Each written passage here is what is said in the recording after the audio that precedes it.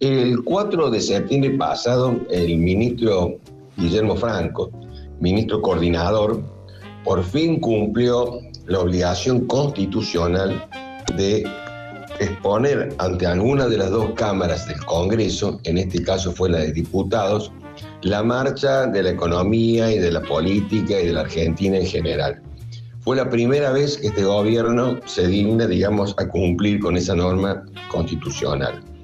Llama la atención, ¿no es cierto?, que en línea un poco con lo que está haciendo este gobierno, Franco dio una serie de datos, que algunos eran tergiversaciones, otros eran cosas incompletas y algunos directamente mentiras, en línea con lo que viene haciendo este gobierno, como caso del superávit fiscal, que en realidad es un incremento descomunal de la deuda, o la recuperación de las reservas del Banco Central, que también significa un aumento de las reservas, que por lo tanto, digamos, ese superávit, entre comillas, parece justamente porque no se paga todo lo que se tiene que pagar. Creo que es sencillo entender esto. Voy a repasar algunas de las cosas, ¿no es cierto?, que dijo el jefe, digamos, de gabinete, Guillermo Franco.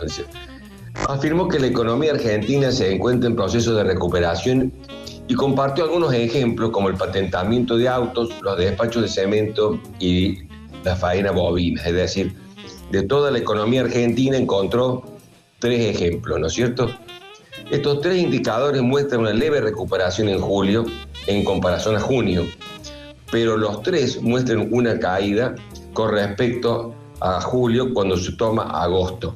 Es decir, fue una cuestión muy coyuntural. Cuando se toma algo más general, que nos muestra, digamos, el conjunto de la economía argentina, como es el estimador de la actividad económica, que releva justamente el INDEC, muestra una caída del 4,3% para la actividad económica.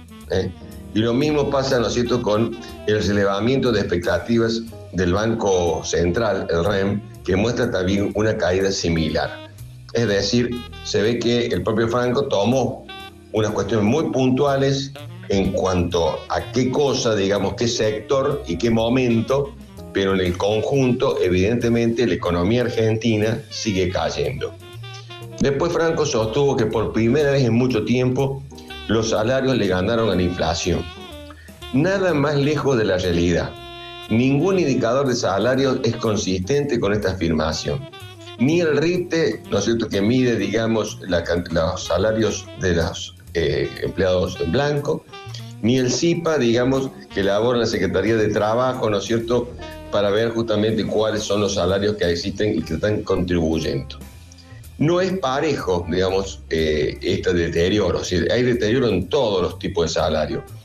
Y si uno lo vea de menor a mayor, digamos, el que menor se deterioró y el que más se deterioró, el que menor se deterioró fue el privado registrado, después siguieron los estatales, después los privados no registrados, y los que peor están, los que han sufrido el mayor deterioro salarial, son los docentes universitarios.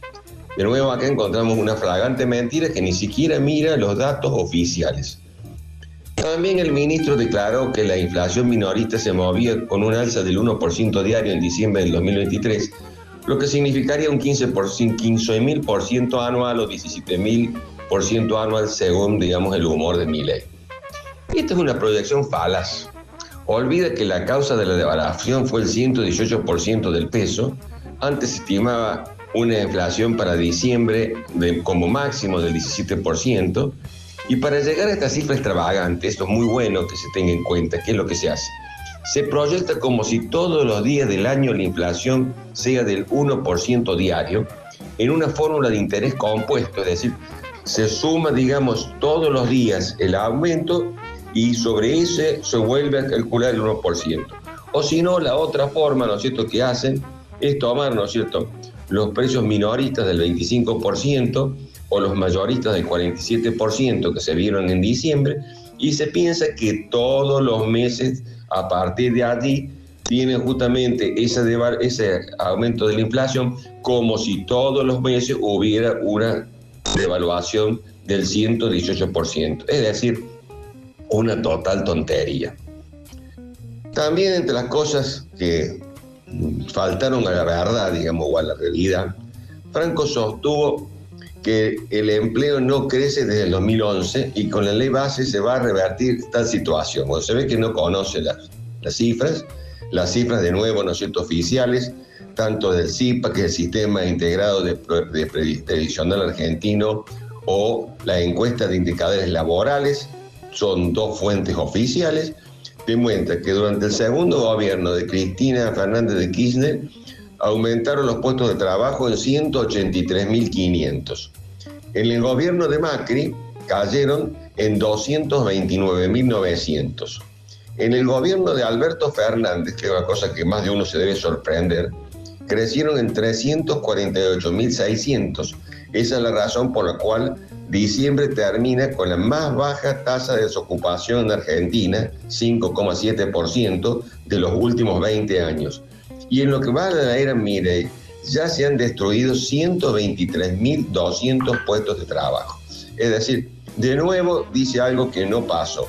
Después el jefe de gabinete de ministros afirmó que la fórmula atada al IPEC, o sea, al índice de precios al consumidor, permitió la recuperación del poder de compra de los haberes jubilatorios de casi el 10% en lo que va del año y casi del 6% con respecto a noviembre. Realmente eso llama la atención, porque cuando uno mira, digamos, las jubilaciones, primero ve que hay una dispersión, ¿no es cierto?, en donde claramente las jubilaciones más altas sufren menos, pero tienen, digamos, una caída del 4% con respecto a noviembre del año pasado, y la mínima tiene una caída, digamos, siempre hablando de términos reales, la capacidad de compra, digamos, no la parte monetaria, la capacidad de compra de las jubilaciones, y la mínima sufre un deterioro del 13,6%. Y por otra parte, es engañoso la idea de que siga justamente el índice de precios al consumidor, primero porque lo hace con un rezago de 2 meses, y segundo que si siempre se va, digamos, recuperando así, lo que se garantiza es que nunca, absolutamente nunca, las jubilaciones van a lograr justamente recuperarse. Y esto es una cosa que va en línea con respecto a la idea, ¿no es cierto?, de mantener la participación en el PBI por parte de los trabajadores luego de la gran transferencia de ingresos que se realizó, digamos, en los primeros meses del año. Esta es una idea que una copia más de la dictadura militar de 1976 al 83, donde la dictadura pretendía que el factor trabajo, que los trabajadores no pasaran del 25 o 23% del Producto Bruto. Acá, digamos, podemos decir, la cuestión central política de la economía argentina, la distribución del ingreso, cómo se distribuye la riqueza generada por los argentinos. Y bueno, esta fórmula del 2% y que se quiere, digamos, extender al sector privado, eso, digamos, hay que tenerlo justamente en cuenta, y ya se ha dicho que los empleados estatales no se les va a aumentar el sueldo de acá hasta fin de año, y va en línea con esto, cómo se distribuye la riqueza generada por todos los argentinos, favoreciendo fundamentalmente a los sectores más opulentos.